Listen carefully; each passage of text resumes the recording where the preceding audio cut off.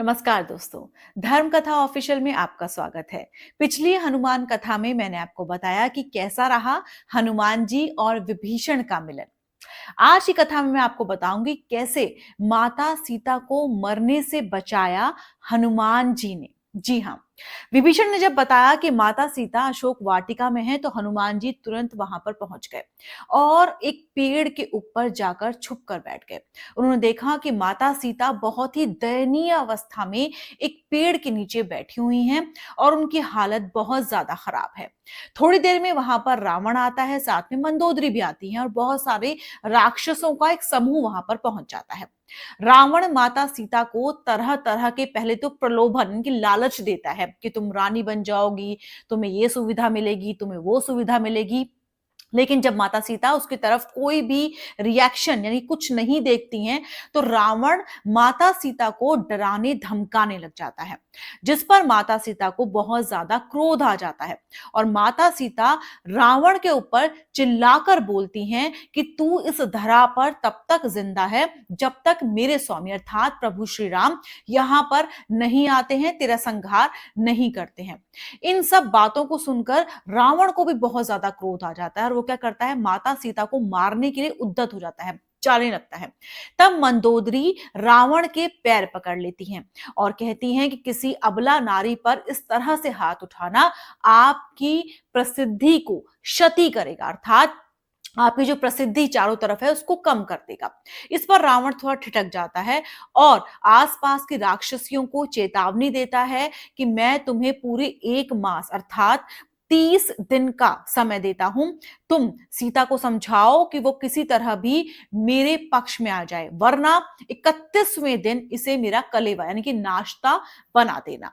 रावण और मंदोदरी और तमाम जो राक्षस है वो वहां से चले जाते हैं। माता सीता फूट फूट कर बड़े ही विलाप कर कर रोने लगती हैं।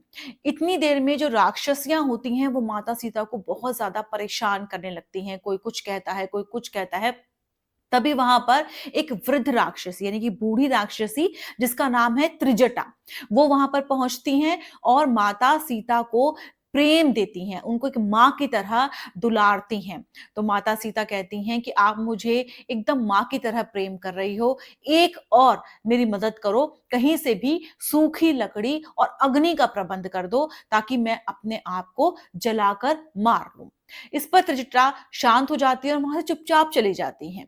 तो माता सीता क्या सोचती है, माता सीता सोचने लगती हैं कि ये अग्नि का तो प्रबंध नहीं करेंगी, क्यों ना मैं फांसी लगाकर मर जाऊं। जी हाँ, हनुमान अंक में ये बताया गया है कि माता सीता इतना ज्यादा परेशान हो जाती हैं कि वो फांसी लगाने के बारे में सोचने लगती हैं।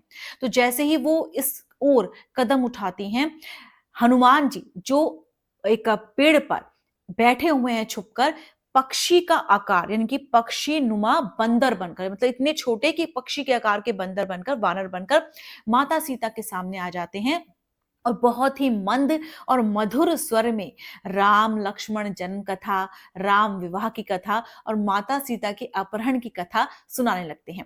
माता सीता जब ये सुनती हैं तो भाव विभोर हो जाती हैं, लेकिन तुरंत ही उनके दिमाग में ये बात आती है कि कहीं ये रावण की लीला तो नहीं, रावण ने कोई माया तो नहीं रच रखी। तो माता सीता फिर से दूर चली जाती हैं। हनुमान जी समझ जाते हैं कि माता सीता उन पर शक कर रही हैं।